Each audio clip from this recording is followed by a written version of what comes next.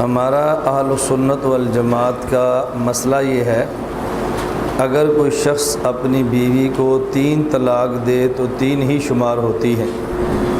وہ 3 طلاق اکٹھی دے، 3 طلاق ایک لفظ کے ساتھ دے، 3 طلاق ایک مجلس میں دے، 3 طلاق کئی مجالس میں دے، 3 طلاق ایک دن میں دے، 3 طلاق کئی دنوں میں دے، جس طرح بھی 3 طلاق دے گا بہرحال وہ 3 طلاق ہی ہوں گی۔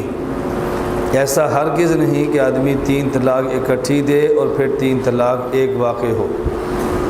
اس لیے جو 3 طلاق کا محل ہوگا، جب تک عورت نکاح میں ہے اس کو 3 طلاق دے گا تو 3 طلاق ہی ہوں گی۔ اب اگر عورت ایسی ہے کہ جس سے نکاح ہوا اس سے شوہر نے ہم بستری بھی نہیں کی اور اس عورت کے ساتھ خلوت صحیحہ بھی نہیں کی۔ خلوت صحیحہ کا مطلب ہوتا ہے کہ خامند اور بیوی کو اس طرح علیحدگی ملے، اگر وہ آپس میں ملنا چاہیں تو کوئی بظاہر رکاوٹ موجود نہ ہو، اسے خلوت صحیحہ کہتے ہیں۔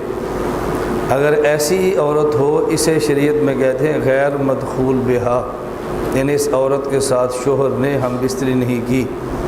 اگر اس کو ایک مرتبہ انت طالقن، تجھے طلاق ہے، میں نے طلاق دی ہے، یہ کہہ دیا تو یہ عورت نکاح سے نکل جائے گی۔ عدت اس عورت کی ہے کہ جس سے شوہر نے ہم بستری کی ہو یا خلوت صحیحہ ہوئی ہو۔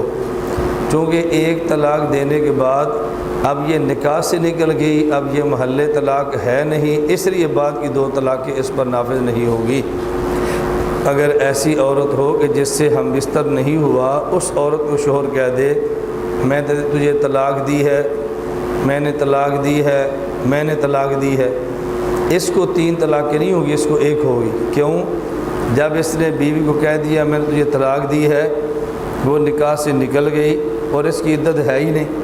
اب اگلی جو انت طالقن کہا، وہ ایسے کہا جیسے اجنبی عورت کو کہہ دے کہ میں نے تجھے طلاق دی ہے۔ اس لیے میں کہہ رہا تھا جو عورت طلاق کا محل ہو، اس عورت کو 3 طلاق دیں تو 3 طلاق ہی ہوتی ہیں، 1 طلاق نہیں ہوتی۔ نہیں اغیار میں جرت اٹھا کر آنکھ جو دیکھے، ہے ڈالا یوں ہمارے دم میں دم الیاس گھمن نے۔